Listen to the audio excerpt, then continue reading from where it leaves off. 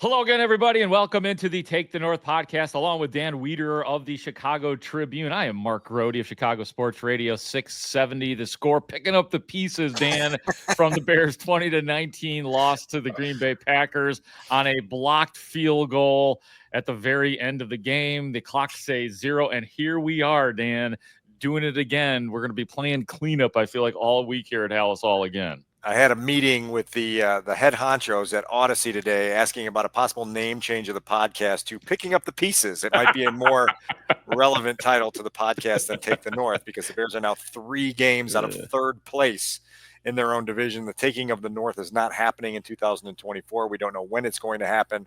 Bears are headed for their 7th last place finish in the last 11 seasons. And here we are with our broom and our dustpan and everything else that you can use to pick up the pieces.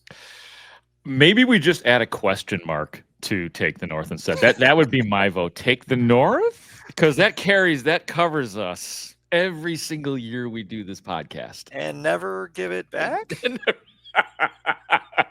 Let's get to our opening drive.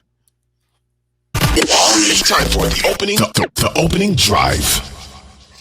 Well, I mean, so much of the focus at Haugh Hall already this week continues to be on the blocked kick at the end of the game, and specifically the process that the Bears had, what went wrong, and we are going to hear from Matt Eberflus on all of that right now. We're going to start with, and he'll cover it all. I think all the pertinent questions were asked in this chunk of audio that I'm going to play for you.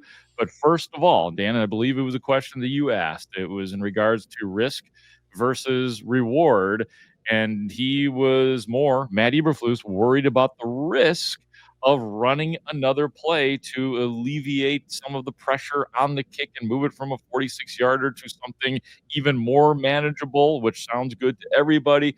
But here's Matt Eberflus on everything about that kick at the end, and then Dan and I will break it down. I mean, the obvious risks are, they stem or whatever, you false start, you go backwards, you look at all that, and you run an outside play and they call holding. You throw a pass and it gets tipped. Whatever it is, if you feel good about your decision there and the wind conditions and what the conditions are at that point and where you are in the field, and you feel good about it, you take it down and you kick it. And we felt good about it. How much real-time discussion is there, or how far in advance do you have that decision sort of made on where you were going to be okay? Yeah. Once you're inside that line there, you feel good about it. Cairo's line, we don't talk about lines, per se, but he was inside the line for his comfortability there. So, Matt, prior to that field goal, do you know that Cairo Santos is a perfect 70 out of 70 under 40 yards when you're kind of approaching and thinking about, where you should kick it at? Yeah, but again, we felt good where it was. The wind was not a factor there. We felt good where he was on the field, and we felt very confident in his ability to get that done. And just to confirm, too, from watching the film, you said that the operation on the kick was good, or what, the blocking wasn't tight enough? We had to be firmer inside. Okay. Yeah, we had to be firmer inside for sure. And again, we'll turn the play in, because obviously they were on our long snapper, so we'll turn it in and see what the league says.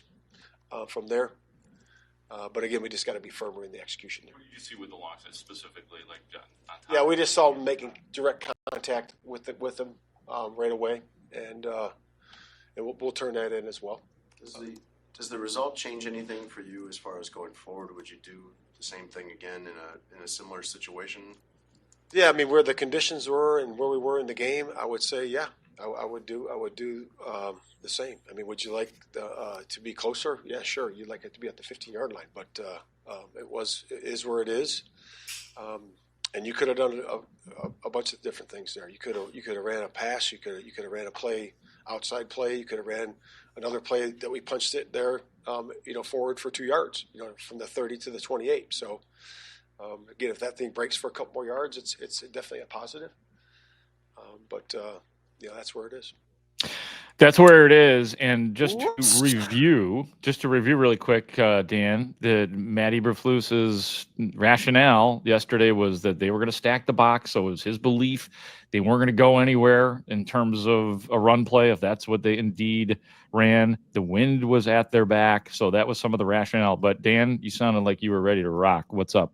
No, I was just saying, whoops, because it's just kind of what we get to with these explanations with everything, and it's like I would do it again, even though it is clearly shown that the calculus wasn't quite right. And you hear Nick Moriano from CHGO there read off a stat to Matt Eberflus that Cairo Santos has never missed a kick inside of 40 yards. So why not try to get it 6 yards closer and play that game a little bit?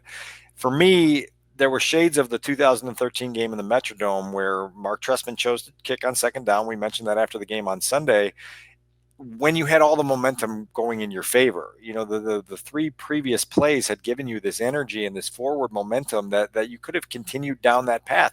I think Keenan Allen makes his catch to get inside the kick line for Cairo Santos with like 53 seconds left, somewhere around that range. And so you've got time with a timeout in your back pocket to even run two more plays if you want, and attempt to, kick it on third down, see what's there. Miscalculation. They weren't accounting for the rush that they got up the middle. Matt, you hear Matt say there that there was a need for the field goal protection unit to be firmer on the inside. It's, Scott Daly's got his head down after the snap, and Matt Pryor's on that side, on that A gap as well. And they just got pushed back a little bit, and it ends up being fatal in a game where you didn't need it to be fatal. And so here we are picking up the pieces one more time. We are doing that. Yeah. And I've watched it 1,000 times, and I just watched the ground level view of it. And yeah, I mean, to me, more than anybody, if people need blame, it does, like, Carl Brooks dominated Matt Pryor. And I know Scott Daly, there's some culpability there, but the guy who was beaten worst, at least the way I saw it, was Matt Pryor on that play. And I don't think anything egregious happened on the operation other than that Carl Brooks made a hell of a move and overpowered Pryor on that side.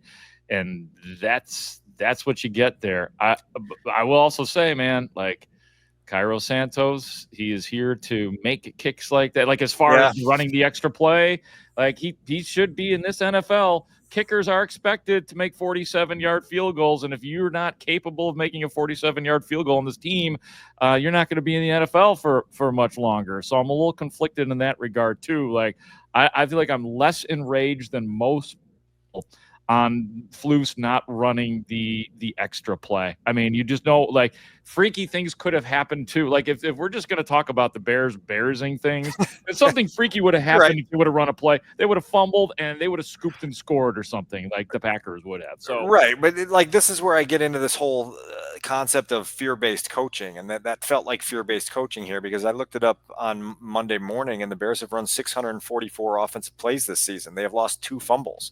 Those 2 fumbles are a Doug Kramer handoff in the fateful game in Washington, and a Caleb Williams strip sack when Cole Kmet was beaten badly by Leatu Latu in Indianapolis. And so you haven't had this track record this year of putting it on the ground and the other team taking it away from you. The other third lost fumble of the Bears this season was when Velus Jones kicked the kickoff back to the Tennessee Titans in week 1. And so, okay, we're fearing that. We're fearing a false start. That's more legitimate to me because the Bears have false started a lot this year. We're fearing a holding penalty. You're fearing that your team's not good enough to win a football game. And that's where I get a little bit uneasy, because when you start having such a lack of trust in your football team to make game-winning contributions in game-winning moments, you're in trouble. What did the Packers do? They went and found a glitch in the matrix with the Bears protection scheme, and they attacked it. On the play that was going to decide the game, they went right up the middle, and they blocked the kick. 3 weeks earlier in Washington, the Commanders, in a game-deciding play, found a way for Jaden Daniels to run around for 17 seconds and throw a ball to an uncovered receiver in the end zone that gets tipped up and going. And so when your opponent is constantly sharper than you on the plays that decide football games, you've got a problem. It's an execution problem. It's a coaching problem. It's a team problem. It's a last place losing problem. I think, though, there is a fine line between what you're saying, fear-based coaching, and I've heard that other people mention that as well, And I know it's like a fine line, but also I think the word conservative comes into play, and that's not as dirty of a word. And I just think that that's what, like, he was being careful at the end of this game. And I understand you could get another 5 yards out of it and make things easier, and the kick doesn't get blocked. But this is such a delicate situation, such a huge moment where you have to get a win, or not only is your season going down the drain, which it obviously is, but then you're 0-11 against the Green Bay Packers. Yeah. So I'm not sure I agree with fear base as much as I believe it was conservative for some reason. And maybe this is why I'll never be an NFL coach, is that I was feeling that in that I was like, let's get this done. Get your kicker out here who can make 47-yard field goals, end the game. Let's get out of here and be done with this and have a great win. And we'll be talking about nice things all week. Similarities, though, to 2019, and you were there for that Chargers game, which all those circumstances you just read off about, you need this game to keep the season from spiraling. You're in this position, and Matt Nagy chose to take a knee instead of trying to advance the ball further for Eddie Pinheiro, and Eddie Pinheiro missed that kick. And, there's still scars from that game for people in this building that saw a season that started with Super Bowl hopes circle the toilet like that one did. And so these are the stakes that are at play in those moments. And that given circumstance, I remember asking Matt Nagy, I think David Haugh started by asking, why didn't you run another play? And he said, we were the same type of thing. We were fearful of taking a loss. We were fearful of this and that. And then I asked as a follow-up, did you think about passing the ball in that situation? And he looked at me like I had 5 heads and said, pass the ball in that situation. And it was clear in that moment that he had a great lack of trust in his quarterback, at the time being Mitch Trubisky, to the point where they made a decision that ultimately cost them a football game. It's really, really difficult to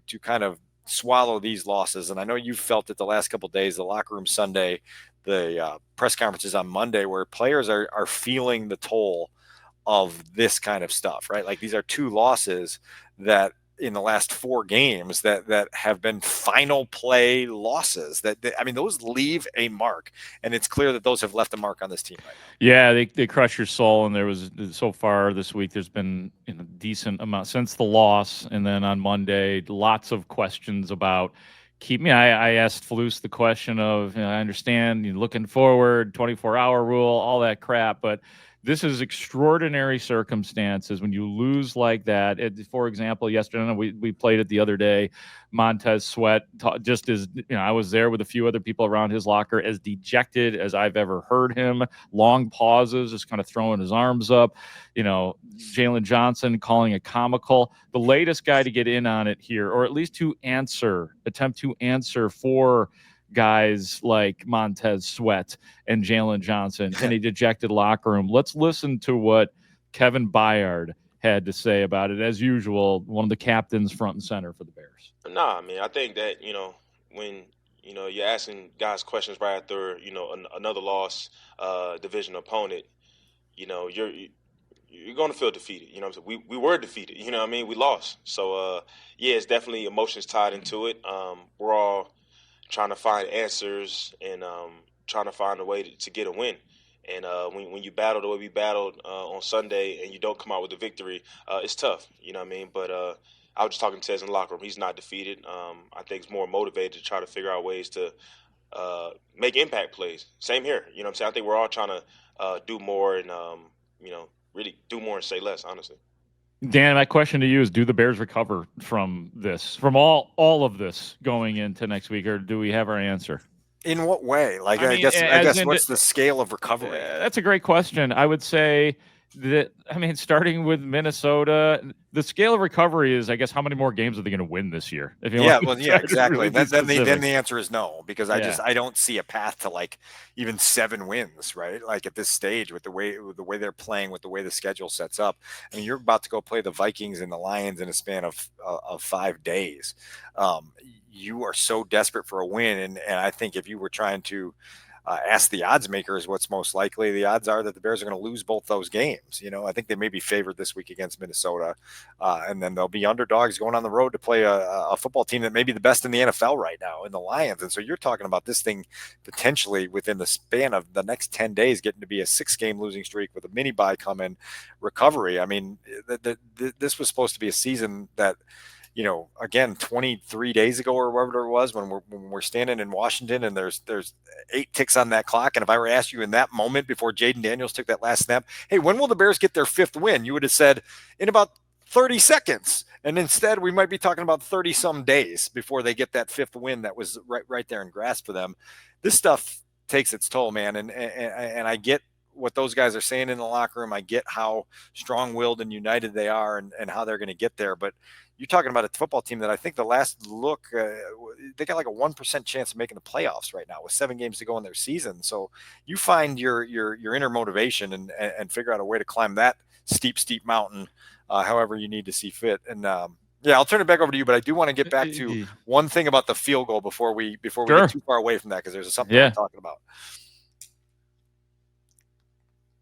Well, I was going to give you that in terms of just back to you in regards to the reaction to that, and then we'll get in the field goal. My fault. Oh no, you could right back to the field goal, because I mean, like, if you're asking me about wins this year, I think that the NFL will allow for something weird to happen. You have to factor that in, and I still can't deny the talent on the Bears. There is still enough talent on both sides of the ball where they're going to be competitive and maybe sneak in a couple of wins or make it feel interesting down the stretch. But you're right. I mean, the schedule with Minnesota here, at Detroit, home Seattle, at Green Bay, it's San daunting. Francisco. Yeah, San Francisco, it's daunting for sure. So, did you stay up Sunday night for Bengals Chargers? I did not. Okay. Let's talk about the fourth quarter of that game. So the Bengals come roaring back to tie that football game after being down 3 scores at 27-27. They've got 2 kicks to go ahead in the fourth quarter. They miss a 48-yarder and they miss a 53-yarder, both of them leaking to the left. It's kind of the way the Bengals season has gone as well. So it's this reminder that, okay, some of these longer kicks, even in a stadium like SoFi Stadium, in a moment like that, they're not gimmies. Well, then what happens? The Chargers get to go on their game-winning drive, and they get the ball inside the Bengals 30 with 28 seconds to go. And you're like, okay, what's Jim Harbaugh going to do here? Is he going to take the Flus approach and just get ready for his kicker? Or are they going to run the ball? They run the ball to J.K. Dobbins. Guess what? They don't need their kicker. J.K. Dobbins goes the whole way, 29 yards for the game-winning touchdown. Scores it. You didn't need your kicker. You scored the touchdown. To compound everything, Mark, they go into a Hail Mary defense on the last play of the game, right? The Bengals are taking their shot from just beyond midfield. Jim Harbaugh calls timeout with 3 seconds to go to get his defense aligned and communicate what are the priorities on this play. He also sends 5 rushers at Joe Burrow, forcing Joe Burrow to throw the football in less than the 17 seconds that Jaden Daniels had to run around and make that throw. Joe Burrow's got to throw it early. The ball's thrown in the end zone. The jump man, the guy that's assigned to knock the football down, defends T. Higgins. The ball's on the ground. The Chargers win a football game. It's crazy to watch basically the same 2 circumstances that killed the Bears in 2 heartbreaking losses be run in a 3-minute span on primetime on Sunday night, and see the Chargers rise to those moments and win a football game. That's this league. That's the high wire that you're on at all times. And if you can cross it, you feel great. If you can't, you're like the Bears. You're picking up the pieces. And just to compound further, this is great fodder for people who really wanted Jim Harbaugh to at least get a call to be the head coach here. I don't think it was ever going to happen. I think Harbaugh knew where he wanted to go, but yeah, like whether there's it's that Harbaugh coach or someone else, this is about coaching competence, right? And that's what this is going to boil down to here in the next 6 or 7 weeks. I think you and I are both in agreement that it is really difficult to see any scenario in which Matt Eberflus survives this with the way this season has gone. And so at that point, you have to have some very serious discussions inside this building at Haugh on what you do to create a level of competence in your leadership, on the coaching staff, to push your team forward in moments like they experienced yesterday, in moments like they experienced in Washington, in moments like they're going to have to experience if they want to ever take the North? ? Bullet point after bullet point on the resume that anybody can see with the mistakes or even debatable mistakes that Matt Eberflus has made. That does not portend well for him. One thing that went pretty well on Sunday was Caleb Williams, which brings us to our QB1 segment. All right, I'm going to take you through the categorized look at Caleb's day against the Packers. We all would agree that it was a bounce-back day, obviously graded on a curve given what the Bears experienced in those losses to the Cardinals and the Patriots. But Caleb looked a lot better. He looked a lot calmer. He looked a lot more comfortable. I think it was a big deal to have those two starting offensive tackles back to create some of that comfort. But my defining moment, Mark, is 4th and 3. I mean, you talk about game on the line. What is your quarterback drafted number 1 overall going to do? And Cole Kmet said this in the locker room after the game. There are certain points in a football game where you need the number 1 pick to be the number 1 pick. Well, 4th and 3 is one of those moments. You're losing to the rival at home by a point with the ball in your hands. What are you going to do with it? Caleb dials up a play to Rome Odunze along the right sideline, back shoulder fade ball, same page. They connect. It's a 21-yard gain, and it's the type of moment that you're looking for from every young quarterback to show that he can rise up and meet those moments. You heard from Kevin Byard on Monday talking about how the belief within an entire football team swells when your quarterback can get those games in his hands and then deliver the way Caleb did. 3 consecutive completions on that final drive to push the Bears into field goal range. We all know what happened from there, but boy, oh boy, in terms of game-defining moments and adding that to what he did in the fourth quarter in Washington, leading 2 drives, including one that produced the go-ahead touchdown, this is encouraging. And I think you'd agree that was a big step forward for Caleb. I mean, and again, after being sacked twice, I thought this is it. They're going to get their asses booed off the field, and then he comes up with those 2 big-time plays. I love that it was Rome Odunze because no matter how good DJ Moore and Keenan Allen are, the future of this team is that quarterback and that wide receiver, although, don't sleep on the 12-yard pass to Keenan Allen. So this is the second game now this year where it looked like the Bears were going to lose the game, but Caleb Williams, like in the Washington game, which was death in the end, makes some big-time fourth-quarter plays. And, Dan, that is the thing that the missing link starts with that, a quarterback that you win because of, and that's a great example you just gave of it. Fourth quarter, game on the line. We spent so many years asking Justin Fields to rise up and clear that bar. He never could. Caleb's not getting credit for these wins against these wins that weren't against the Commanders and Packers, but there were still some encouraging flashes there. Not a lot of uh-oh for me this week. The uh-oh moment or the uh-oh category here was hard to fill. This is not Caleb's fault. The Packers got the ball first and they went down and scored a touchdown. It's 7-0 right off the bat. It's 10 games in a row this season that the Bears have trailed. Their opponent has scored first in every single game. And so the Bears tried to answer with their opening drive. They got 3 out of it, but they didn't get 7. And so you're talking about a football team that has still been playing from behind and starting too slow overall all season. Better yesterday, you did squeeze points, and now your first quarter point total for the season is up to 13. Good job, Bears. You got three more on that ledger on Sunday afternoon, but you'd like to see them take control of a game at some point early where you have the lead early and you're just playing everything on your terms. So that is a little bit of an asterisk, but that's my uh-oh from Sunday afternoon. Yeah, I mean, you do.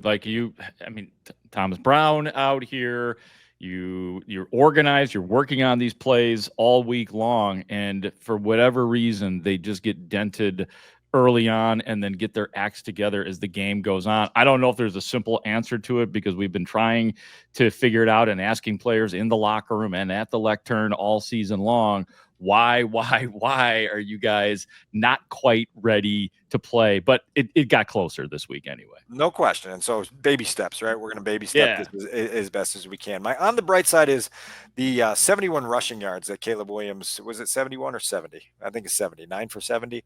That he produced on Sunday afternoon. 71 for DeAndre Swift. That's where I was getting very good. But you had a quarterback that used his legs as a weapon. Sometimes it was by design. They ran some zone read concepts, and Caleb made good decisions and kept the momentum going forward. Other times it was because he recognized that he had lanes. He's dropping back to pass. You get some extra pressure coming your way, and you see that your defensive backs have their backs turned, and he took off a few times and moved the chains with scrambles that were really, really impressive. And I think that's something that Thomas Brown and Caleb Williams and everyone involved in this offense has to remember here in the short term, is that Caleb can be a weapon as a runner when he does it smartly and when he does it efficiently. And that was certainly the case on Sunday. It helped create some of that offensive momentum going forward. And the Bears had a really good day on the ground. And it was a three-headed monster, really, with Caleb, DeAndre Swift, and Roschon Johnson. Yep. Caleb looked very decisive, and there were some obvious moments where you're looking at it from the press box, and I'm sure the same thing at field level. Go. Take it. Yeah. And he even admitted there was at least one time where Keenan was open, right? Right, had beaten his guy, and he took off prematurely, which I'm sure was disappointing for Keenan Allen, but at least, Dan, at least Caleb recognized that. You know what I mean? Like, that was something like in the Justin Fields era, Justin Fields said there were times he would take off and he didn't even know why. Like, right. he was like, why am I doing this? There's guys open down the field. I'm just doing this because he had high success doing it. But at least in this case, on the bright side, as you said, Caleb noticed that.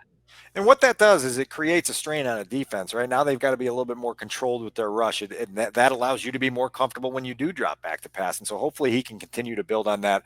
Really good to see him a little bit more calm, a little bit more comfortable back there and making plays like that. My big number to close the QB1 segment up is 1.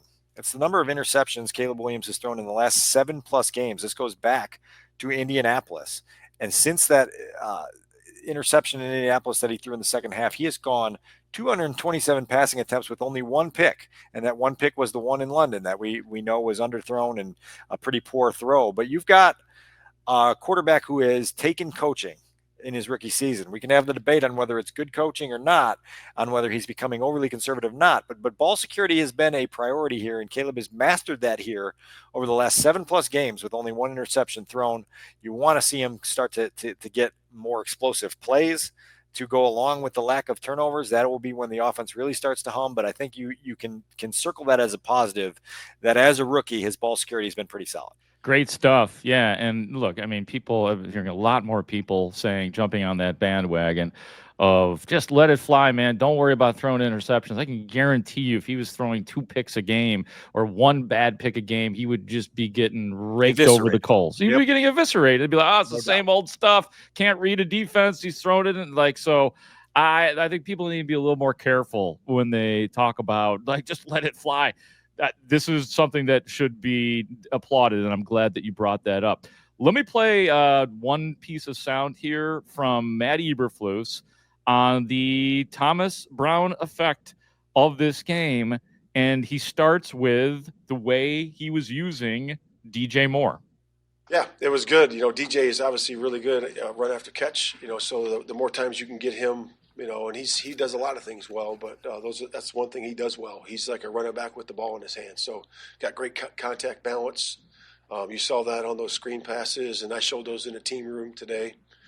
And the effort that other guys put in to those plays. The other receivers, Keenan, Rome, all the guys blocking for him, the linemen doing the kick-out blocks, and it was really, really good in terms of the execution, but the effort was even better. Caleb mentioned last night that he got the plays in quicker from Thomas just, in his helmet. It seemed like a small thing, but was that something you guys were aware of with Shane, that it may have been coming in a little slower than Caleb had wanted? Yeah, I do like the tempo in which we operated, in terms of play caller to the quarterback to the offense, getting to the line of scrimmage. That was way better in terms of the energy and the timing of it, and that's going to be good going forward too. Well, that's pretty huge right there from Eddie Eberflus to say way better in terms of that process. And it just makes you wonder how sloppy that part was with Shane Waldron. Well, so like you have the decision now to circle that as either encouraging or damning, right? Because you have on one hand, you have, oh man, like we found some solutions to get ourselves back on track. Well, it's week 12 now. It was week 11 going into it. And some of the comments even Sunday after the game about how Thomas Brown brought all of the offensive units in from out of their silos, and they had good collaboration and everyone was on the same page. And it was like, man, this was this huge illuminating breakthrough moment for the Bears offense. Well, why was it happening in mid-November as opposed to, September 10th or whatever it may be? And so, look, like I do think there was energy there. I will point this out because Mark Potash gave us this stat last week before the game was played. Thomas Brown had 6 games as an offensive play caller to close the season last year. His best game was against the Green Bay Packers when the Panthers scored 30 points and had 393 yards. And they followed the next 2 weeks by getting shut out.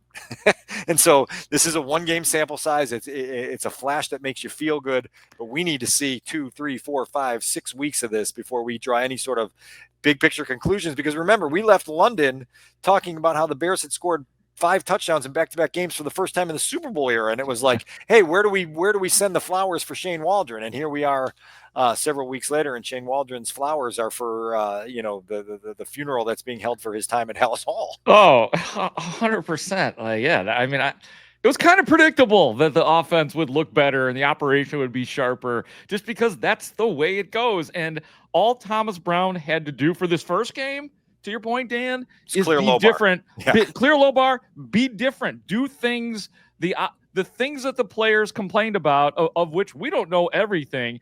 Do the opposite of what Shane Waldron did. So it was very easy to please the players in this week. But who knows? I mean, the percentages say, Dan, Thomas Brown probably won't work out as the Bears offensive coordinator. Well, right. And particularly if his head coach is on borrowed time here, which it seems to be. This is a conversation for later in the week, but I'll at least touch on it.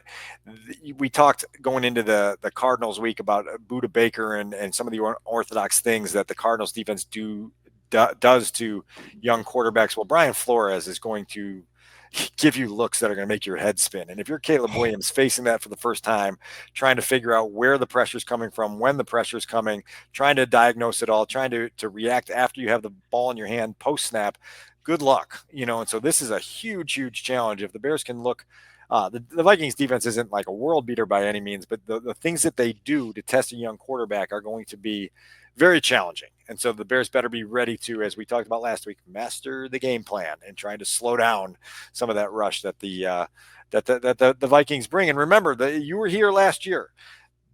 Luke Getsy went to a heavily behind the line of scrimmage passing attack in Minnesota to try to help Justin Fields with that, and got killed for trying to find some small answers for his overwhelmed quarterback to be able to complete footballs. You may have to do some things that seem really rudimentary and really basic and against the football instincts of most people in Chicago, just to protect your rookie quarterback from himself.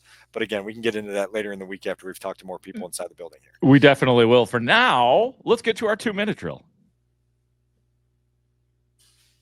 The 2-minute drill. The 2-minute drill.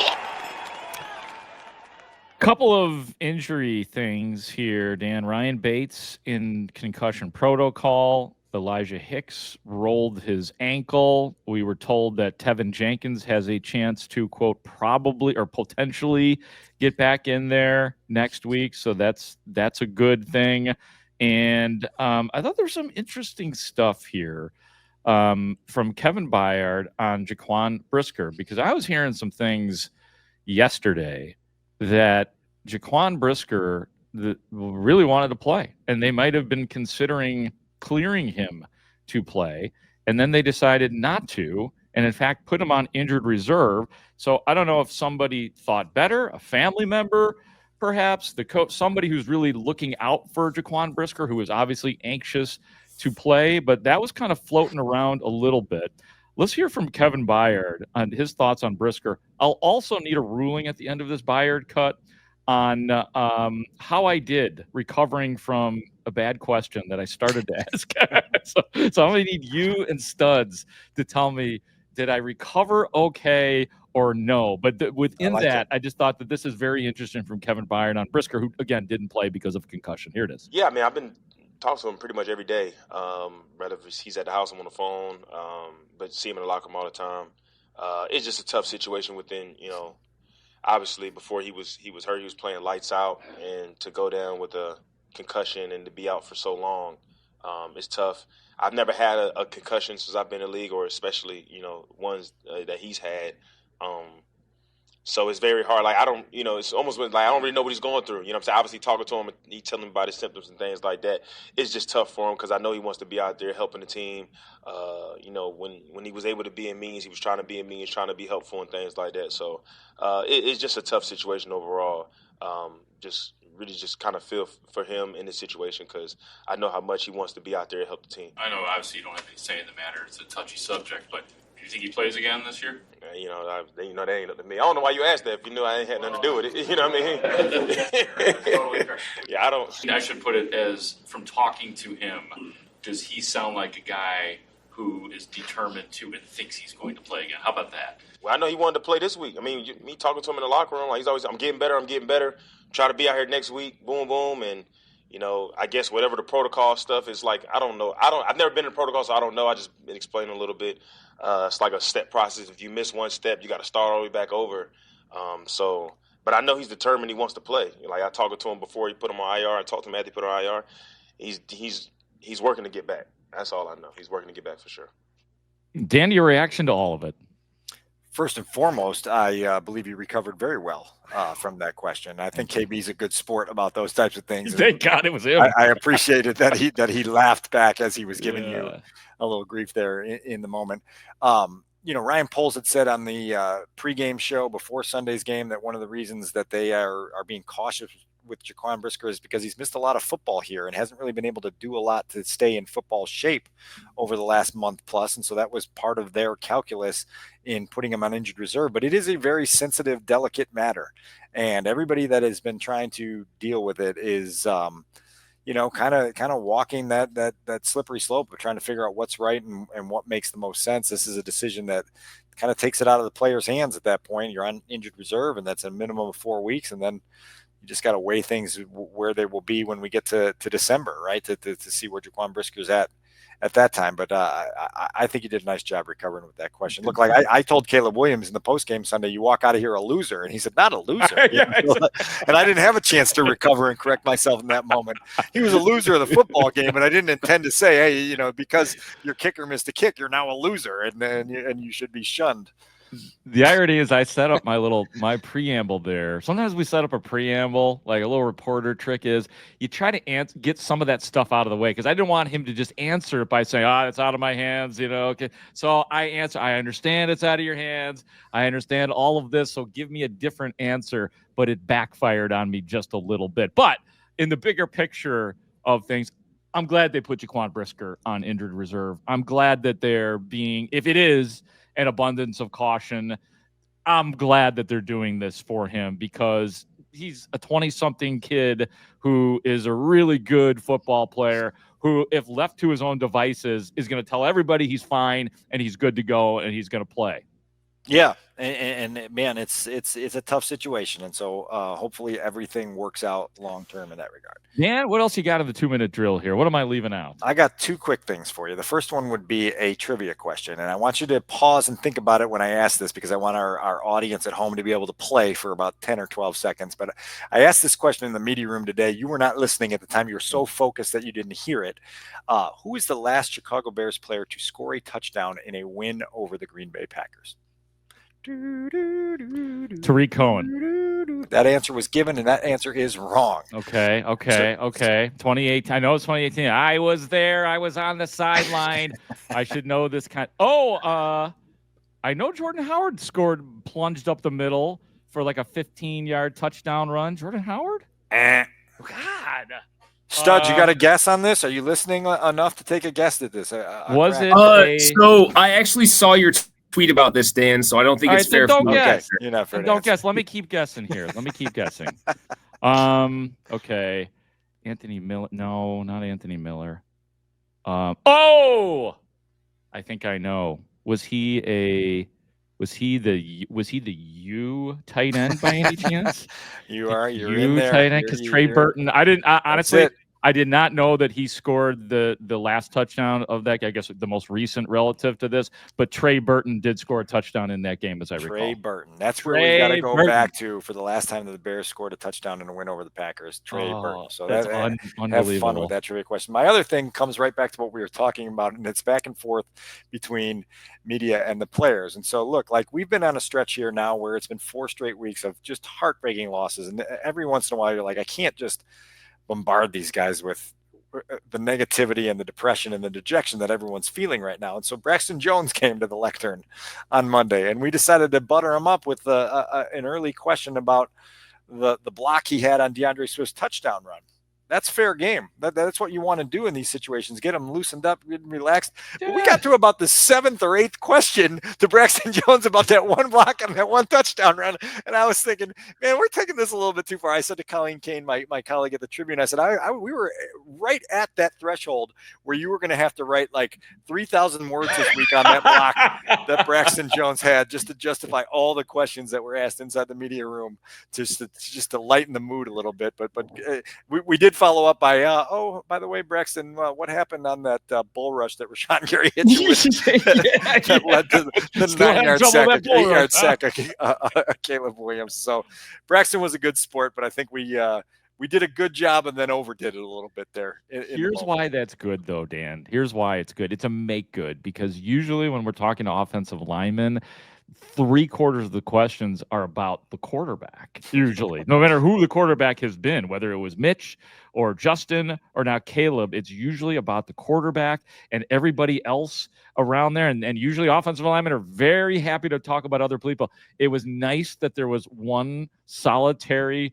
awesome, badass play that Braxton Jones made that we could all just pick apart and do our own little documentary on. You see this, like those are watching us on YouTube, you see this mural of snapshots from Bears history. We need to have like 3 of them of the Braxton Jones block up here by the end of the week to commemorate it. And I'll say this, maybe for listening to this at the end of this week, we take our top 10 butter up questions of the week, and we just stack them together without answers, and we just show the media's attempt to not just live in the hole of what is it now? I don't know what we call it. Despondency, crestfallenness, whatever you want to label it. That's been existing here for more than a month. I'm looking outside the window here on Monday evening, and there's a pretty heavy downpour going on right now, which is pretty symbolic. Honestly, it always seems like it's crappy out on Mondays. Of like people say, "Oh, the sun came out today." No, it did not. Actually, the sun it poured really hard. The sun indeed did not make it out. No, we are not moving on with our. Yeah, we'll give you more on reporters process every once in a while. It's fun. We're literally at Haugh Hall. We'll take you behind. I'll ask you why my question sounded dumb, but I'll tell you the process. And if you're a journalism student, Dan's U of I, I'm Illinois State. We learn these little tricks along the way, and the experience is unbelievable. That is it for today. Thank you, everybody, for listening and watching and liking. We appreciate that, and your feedback is awesome. So we hope you keep supporting the Take the North podcast. For Dan Wiederer of the Chicago Tribune, for Adam Studzinski, our executive producer, I'm Mark Grote, and this is Take the North. Picking up the pieces. Great talk. See you out there. Oh.